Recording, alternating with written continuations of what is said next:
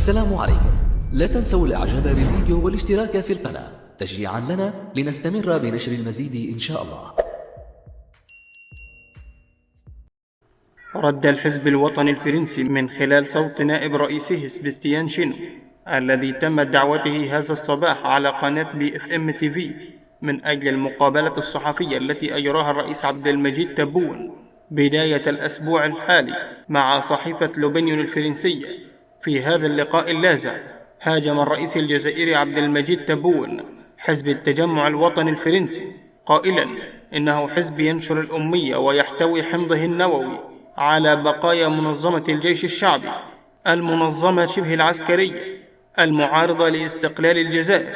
وقال سباستيان شينو إنه أمر غريب للرئيس الجزائري عبد المجيد تبون الذي يحرض ضد فرنسا، إذن فليدفع ملايين اليوروهات المدين بها لفرنسا. وأكد المسؤول الفرنسي أن الجيش الجزائري يريد إعادة توازن القوى مع الجزائر بعد أن أدرك الرئيس الجزائري أنه قادر على مسح قدميه بفرنسا.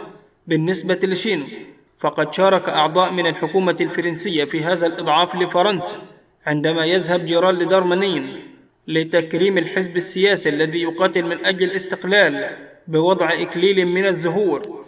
فلا ينبغي لنا أن نتفاجأ بأي شيء، وللحفاظ على المواجهة مع الجزائر يؤكد الحزب القومي أنه يمتلك عدة رافعات مثل إصدار التأشيرات واستقبال القادة الجزائريين الذين يأتون إلى فرنسا للعلاج. التي قرر الرئيس تبون في تلك المقابلة الصحفية أن بلاده اتخذت قرارا عاجلا يفيد بعدم إرسال مرضاها إلى فرنسا التي أصبحت عدوا واضحا لنا.